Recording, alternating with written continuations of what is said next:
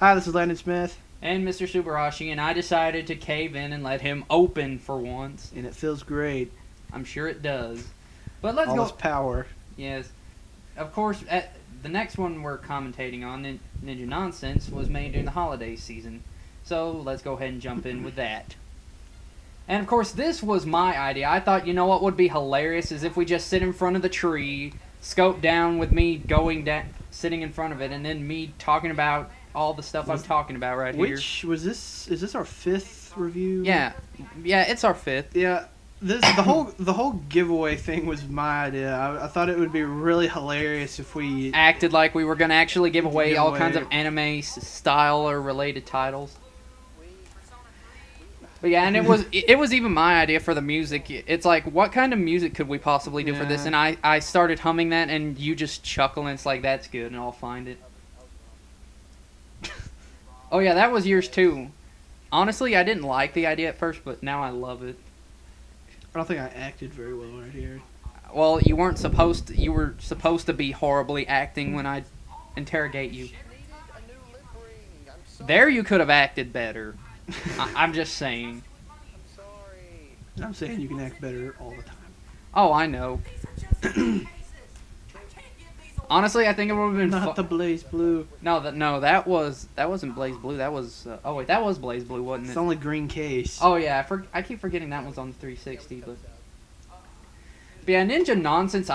This one I had actually stumbled upon a few years before we had even started doing this. Yeah. It was on one. You had a DVD out of a magazine that had a bunch of first episodes. This and also School Rumble. Yeah, they were both on that same disc, but the thing was I got it from my cousin who bought a bunch of those magazines at the time. And I mean, we watched it. I watched it first, and I laughed my ass off. And then it was hilarious. Yeah, you at first kind of had trouble laughing at it, but then once the certain part that we all know and love comes up, you just couldn't hold it in anymore. You fell onto your side laughing. I think these characters in this show are drawn weird. They're really round. At least in the face, and in some other areas too. Boom. I'm sorry, that'll never happen again, but honestly, I love that. She just stands there. She just doesn't even close her eyes for maybe 2 seconds and looks like she's constipated. But I like the scream when she comes in. Yeah, yeah. You're so much for invisibility, huh? And then she giggles. At least Naruto could be stealthy about it. Really, though? And that was a joke because he could not be stealthy about it. She's just a horrible ninja in my opinion, but I still love her to death. You can tell she's upbeat and carefree by the music. I was trying to sound... What the heck was that? Did you hear that? The end of that clip? Oh yeah. So it's this one that I wrote 2 scripts within like... I think you wrote them within 2 weeks. Yeah. Oh, there comes the facepalm running gag. That one we've actually kept. This turned out pretty good as well as we did it. Yeah. Or as quickly as I made it out to be. This part right here is just hilarious. With, oh yeah. What's his You're face? on Goku's Sakamaru. voice. Yeah. What the heck is I don't remember his name. Sean somewhere Sean Schmuck is. I'll call him Sean Schmuck for now. You know he's coming back to redub the entire Dragon Ball Z series. Yeah, I heard about that. Dragon Ball Z Kai. Yeah. Which is supposed to take out all the filler episodes. Yeah. If we can get rid of Garlic Jr., then you'll be happy. Then it'll be infinitely better. Oh yeah. Yeah, I just love how I keep. I'm pretty sure that was that your idea or was that mine? That was mine. Oh yeah. The montage. Thumb wrestle a wild bear. And you know what's funny? I pointed this out to Kevin and my friend Kevin, and he never noticed this, but it's funny because 1, it's a wild bear. 2, bears don't have thumbs. And he took a minute to he ran it through his head and then he's laughing. He's like, oh my god! Like it was like the greatest realization on earth. And then yeah, she decides to collect underwear from high school girls. I would do it. I would too, I'll admit. Ninja Task. Whoa, whoa, man! Little too much information there. And just the way her fingers are moving and she's getting closer, it looks like she's about to grope her. Yeah. And then I didn't know. Yeah, well, no, I guess they do. I was about to say no one has noses, but then I think she was just. And honestly, it looked like Kaede was in pain from covering her ears from the yelling. And I don't get how that joke about her not being able to whistle is supposed to be funny. Ugh. Boink. Bleh. Seriously, what the heck is that supposed to be? I don't know. It's just a yellow blob. That is like insane and hilarious. It's a hawk. It's a wait, what? And then of course logic rules. Logic wins. I think that joke worked pretty good. It was a little longer than that. I think I was originally supposed to say like that's not a hawk. You're such a liar, and then you go. That joke right there about the whole the camera being behind him. If we had two cameras there originally, I wanted it to be someone filming me, filming him, and then breaking the fourth wall Twice. Yeah. But sadly, we only have one camera, Yeah. and that was not even that great. Well, it worked for what we needed to do. It does what it's required. Oh, and this confused me because she dropped. If you've seen the show, those hands of hers, those decapitated hands, literally fall out of nowhere, and then for some reason they're just floating there now. I think if you watch this review before you actually watch the show, you'd be really confused as what the heck? Why is there hands groping her?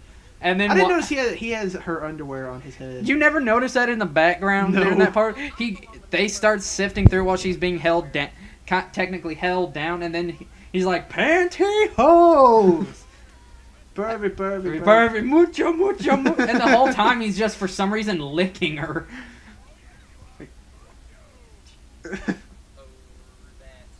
one way of putting it. Yeah, really. You know who has a moment? Kaede decides that they have somebody in common and gives her some of her. And originally we She's were taking this really well for a really terrible ninja breaking into her house. originally we were gonna have like a piece of cloth or some big, like a big old dish rag in my hand and have it folded up, pretending it was underwear. Yeah. And then I was gonna hand it off screen. Oh, and there's a Naruto reference in her jacket. I pointed out that to you. Yeah, I know. Oh, not this. And then a hickey. And back to Wayne's World. Swing. And of course, seriously, this show made me change my opinion multiple times within various degrees. You know who says that she Oh. Lesbian hand holding. It didn't show anything. Two girls can't hold their hands without being lesbian. Not an anime. Is that what you're saying? Not an anime. Not an anime? Nope. I haven't seen... If you let go, Captain Obvious right there. If you let go from this height, I'm certain you'll die. Kaede is relieved to finally be on solid ground once again. I got something to point out. How come two girls can go to brunch together and no one says anything, but when me and my friends want to go shop for fanny packs, everyone thinks I'm gay? I'm not even going to dignify that with a response. But yeah, it was... But again, like I was saying, I'm not going to dignify that with an answer. And honestly, this part always confused me. It's like, where did she learn this? And obviously we know, and there's more lesbianism implied. And then, of course, look at her pose. She's like, oh... I don't think she knows any better. No, if you remember at some point she does. Oh yes, and I forgot you looped this. I just stare there I think that dumbly. went on for a little too long. Their destination. Oh well. Go home, but Shinobu And then of course it's like she acts all dramatic again.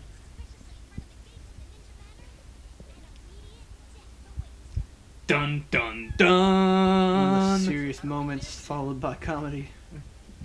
Every like one or two small serious moments followed by nothing but comedy. And she's just singing.